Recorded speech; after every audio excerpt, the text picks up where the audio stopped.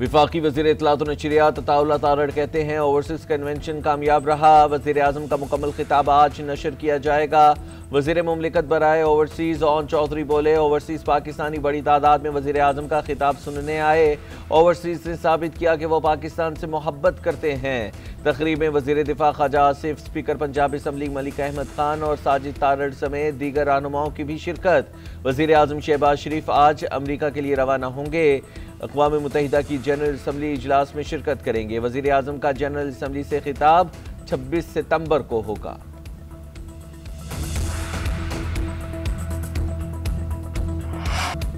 Asia cup में आज cricket का एक और हाई वोल्टेज टाकरा। कौमी टीम हाथ ना मिलाने वाले भारत से सुपर 4 2-2 हाथ करेगी।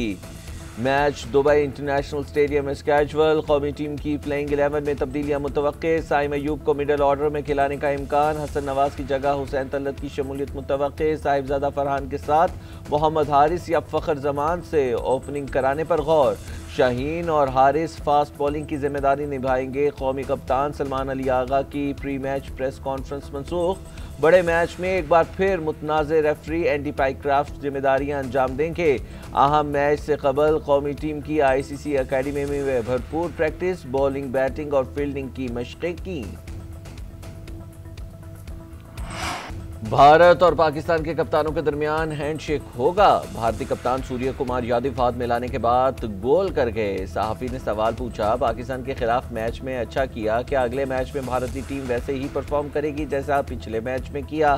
सूर्य कुमार यादव सवाल में छुपी हैंडशेक की बात को गोल करके जवाब दिया, आप अच्छी बॉलिंग की बात कर रहे हैं, हम ऐसा ही करेंगे।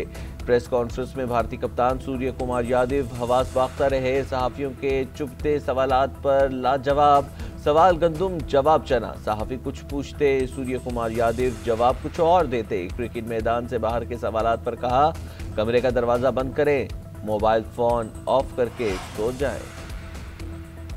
चेयरमैन PCB मोहसिन नकवी की दुबई में क्रिकेट टीम के साथ तवील मुलाकात। ज़राए के मुताबिक मोहसिन नकवी ने खिलाड़ियों का हौसला बढ़ाया, खिलाड़ियों को तमाम तवज्जो खेल पर रखने का कहा। आकिब जावेद ने भी चेयरमैन PCB के साथ मिलकर खिलाड़ियों को हिदायत दी। उधर कौमी टीम के लिए माहिर नफ्सियात की खिदमत भी हासिल कर ली गई हैं। माहिर नफ्सियात डॉक्टर राहील को PCB कैंप का हिस्सा बनाया गया।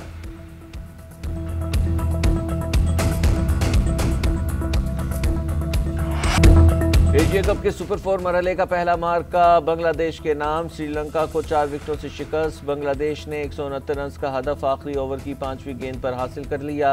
ओपनर सैफ हसन के 61 रन और तौहीद हरीदोए के 58 रन ने बांग्लादेश की जीत में अहम किरदार अदा किया। लिटन दास ने 23 रन बनाए। श्रीलंका के बैटर दासन शानाका की 6 छक्कों और 3 चौकों से सजी 64 रन की नाकाबिल शिकस्त इनिंग्स भी टीम को फतह न दिला सकी।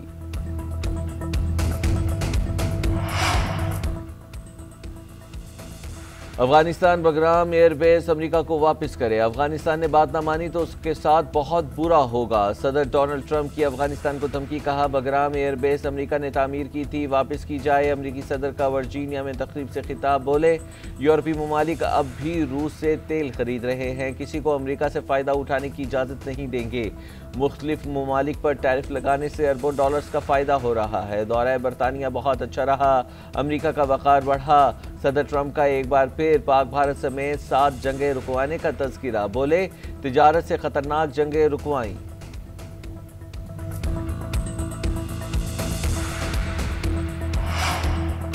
अमेरिका की जानिब से भारत को एक और धचका। अमेरिकी सदर डोनाल्ड ट्रंप ने H1 और H1B वीज़ा पर टैरिफ लगा दिया। 21 सितंबर से H1B वीज़ा लेने वाले या तजदीद कराने वाले अफराद को $1 लाख जमा कराना होंगे। हुनरमंदों के लिए वीज़े का भारतीय शहरियों ने नाजायज़ इस्तेमाल किया। सबसे ज़्यादा H1 और H1B वीज़ा लेने वाली तादाद भारतीय शहरियों की थी। अमेरिकी सदर के इक़दाम के बाद राहुल गांधी की मोदी सरकार पर तनकीद। कहते हैं, मैं इस बात को दोहराता हूँ कि भारतीय वज़ीर आज़म कमज़ोर है। वीज़ा पाबंदियों पर भारतीयों की भी सोशल मीडिया पर दुहाइयाँ। अमेरिकी सदर के इक़दाम को अमेरिका में रिहाइश पज़ीर भारतीयों के लिए बड़ा झटका करार दे दिया। पिंडी भटिया में एकेडमी की छत गिरने से 6 बच्चों समेत 8 अफराद जाँ बहक हो गए। सैलाबी पानी के बायस एकेडमी की इमारत खस्ता हाल हो चुकी थी।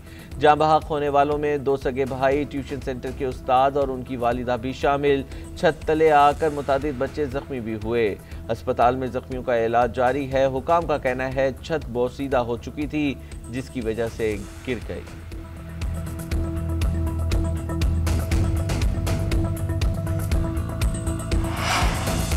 जलालपुर पीरवाला में M5 मोटरवे का एक और हिस्सा सैलाब में बह गया। मोटरवे का मशरिकी हिस्सा शगाफ पड़ने से मुतासिर पहले मगरबी हिस्सा बह गया था। सतलुज का पानी शदीद बहाव के साथ चनाब की जानिब बहने लगा। पानी का बहाव कम करने के लिए शगाफ में पत्थर डालने का अमल जारी। डेप्यूटी कमिश्नर मुल्तान का कहना है कि मोटरवे के नीचे पिलर्स को हटाकर पानी का रास्ता दिया जाए। दरियाए सतलुज का पानी मोटरवे के नीचे से गुजर कर दरियाए चनाब में गिरेगा। मुल्तान से झांगड़ा तक मोटरवे 8वें रोज भी बंद। मोटरवे पुलिस और NHA का अमला मशीनरी के साथ मौके पर मौजूद। मोटरवे हुकाम के मुताबिक सैलाब के बाइस M5 को बंद कर दिया गया है। मुल्तान से सखर जाने वाले मुतबादिल रास्ते से सफर कर सकते हैं। ट्रैफिक शाह शम्स इंटरचेंज से कौमी शाहराह की तरफ जा सकती है। उच्च शरीफ इंटरचेंज से दोबारा मोटरवे M5 पर सफर किया जा सकता है। गरीबों के आशियाने बर्बाद हुए, मवेशी बचे ना ही जमा पूंजी। सैलाब में तबाही की दास्तानें। दरियाए चनाब और सतलुज के सैलाबी रेलों से हज़ारों मकानात मुनहदिम, फसलें, पुल और सड़कें पानी में बह गईं। बस्तियां उचड़ गईं। सैलाब जनूबी पंजाब, बहावलनगर, पाकपतन, हाफिजाबाद और चनियोट में निशानात छोड़ गया। बहावलनगर में दरियाए सतलुज का कटाव जारी। घर बार तो कहीं मसाजिद तक मुनहदिम हो गईं। कई इलाकों में आज भी मुतासरीन खुले आसमान तले पानी उतरने का इंतजार कर रहे हैं। सैलाबी रेला दादू में तबाही मचाने के बाद लाड़काना से हेवन बचाओ बंद से टकरा गया। 3 देहात और राबिता सड़कें ज़ेरे आब। मुतासरा देहात की तादाद 50 हो गई।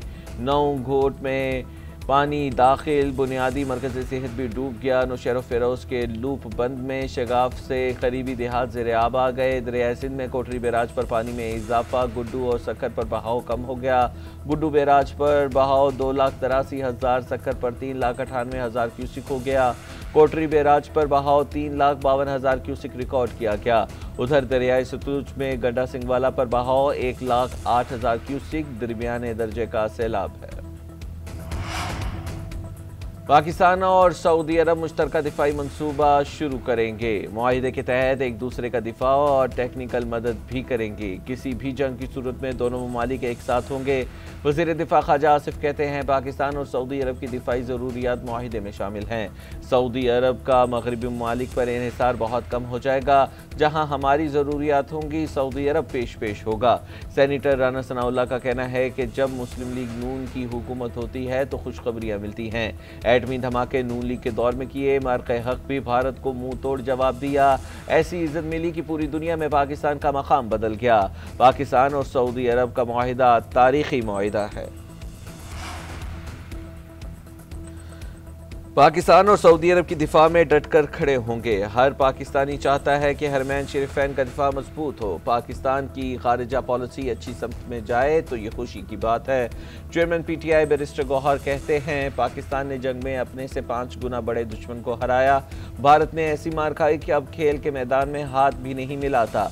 सियासतदानों के आपस के इख्तलाफात आवाम को रिलीफ देने में दीवार नहीं बनने चाहिए। उधर असद कैसर का कहना है हरमैन शरीफैन हमारे अकीदे और अवामी जज्बात से जुड़े हैं। ये रियासत से रियासत का मुआहिदा है, इस पर सियासत ना करें। असद कैसर ने साफ और शफाफ नए इलेक्शन कराने का मुतालबा भी कर दिया। कहा हमें लेवल प्लेइंग फील्ड दें। तमाम हुकूमती इत्तेहादी मिलकर भी 10 नशिस्तें नहीं जीत सकेंगे। सोशल मीडिया पर दौलत की नुमाइश करने वाले 1 लाख अफराद की तफसीलात नादरा से ले ली गई। Non filer social media influencers FBR के रेडार पर। बैंक अकाउंट्स, अखराजात, बैरून मुल्क सफ़र, क्रेडिट कार्ड और ATM कार्ड की तफसीलात मौसूल। महंगी गाड़ियों, घरों, कपड़ों, महंगी ज्वेलरी और घड़ियों की नुमाइश करने वाले शामिल। शादी, कवाली, मौसीकी और रक्स की तकरीबात में नोट उड़ाने वालों के खिलाफ कार्रवाई होगी। ज़राए FBR के मुताबिक दौलत की नुमाइश करने वालों को ज़राए आमदन टैक्स रिटर्न में बताना होंगे। आमदन का इजाफा गोशवारों में जाहिर न करने वालों के खिलाफ भी कार्रवाई होगी।